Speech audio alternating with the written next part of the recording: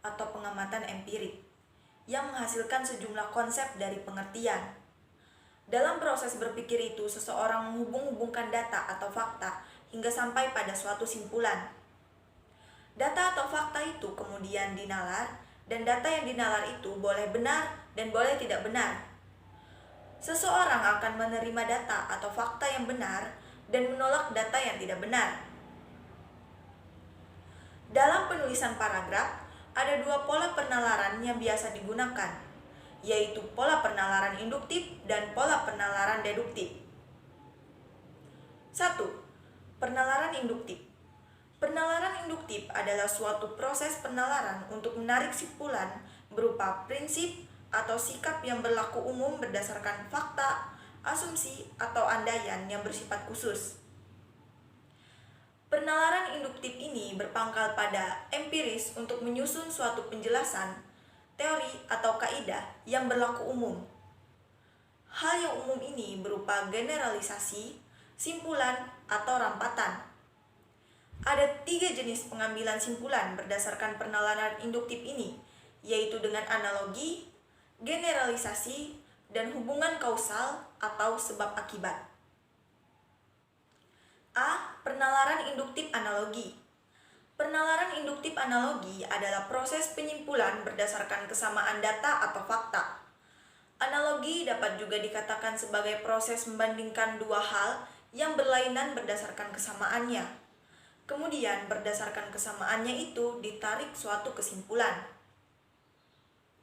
Dengan kata lain, analogi merupakan suatu proses yang bertolak dari peristiwa atau gejala khusus yang satu sama lain memiliki kesamaan untuk menarik sebuah kesimpulan.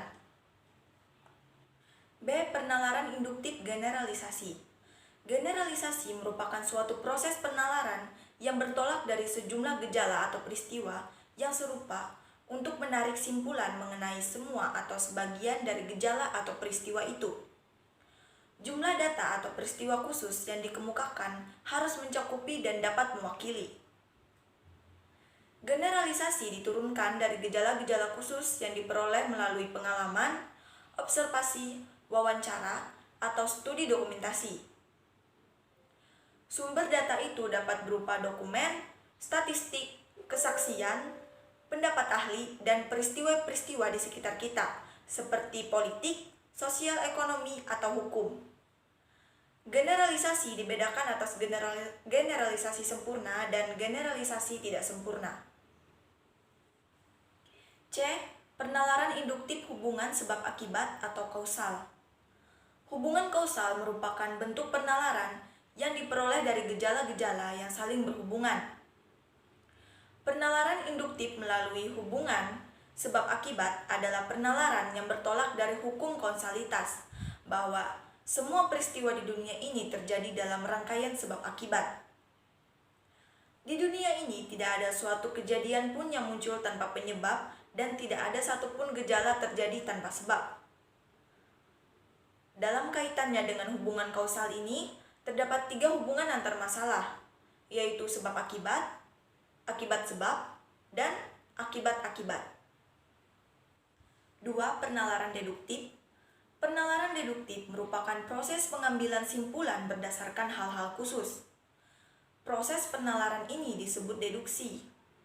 Dalam penalaran deduktif ini, simpulannya dibentuk dengan cara deduksi, yaitu dimulai dari hal-hal umum menuju ke hal-hal yang khusus atau yang lebih rendah.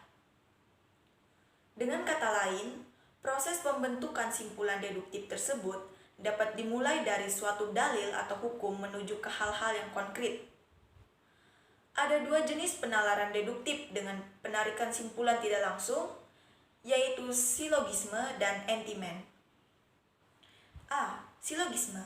Silogisme digolongkan sebagai penyimpulan deduktif tidak langsung.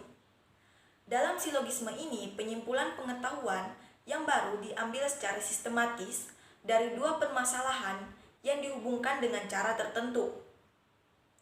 Silogisme disebut juga cara menarik simpulan dari premis-premis umum dan khusus.